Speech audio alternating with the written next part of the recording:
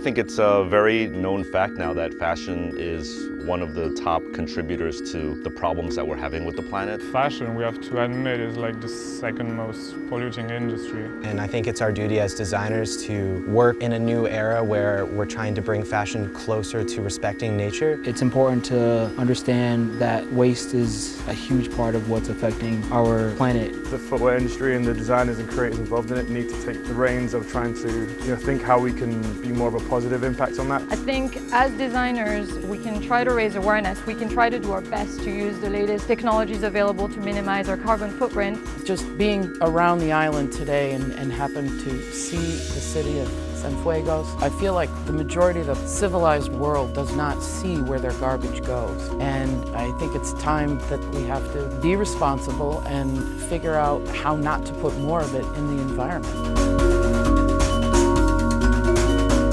We went to a landfill site and we saw discarded footwear all over the place, and it was hugely eye-opening and honestly made me feel a little ashamed that our industry makes products that are essentially temporary, but they don't disappear when people are done wearing them, so there's a huge impact.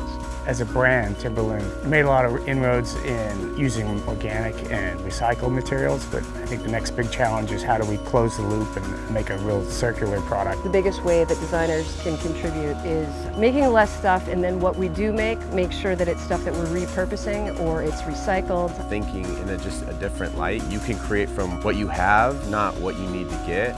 I think it's using sustainable materials and pushing yourself to find them even though you don't know how to work with them, or it's harder to find them, or they're more expensive. It's still pushing yourself to use them despite all those things. We need the people that actually have a voice to support sustainability. And it's going to boil down to not only the material story, but how we construct products. The design lines should really be the striking and the main factor on why we pick silhouettes, and then the leading factor should be the material story. And I think this event has been great to see, people working with sustainable materials, new materials that have been developed and using them in different and interesting collaborative ways. And I think, that's kind of our role here as designers, to push that line and push the balance more towards nature than it has been in the past, and that's going to be the future for design.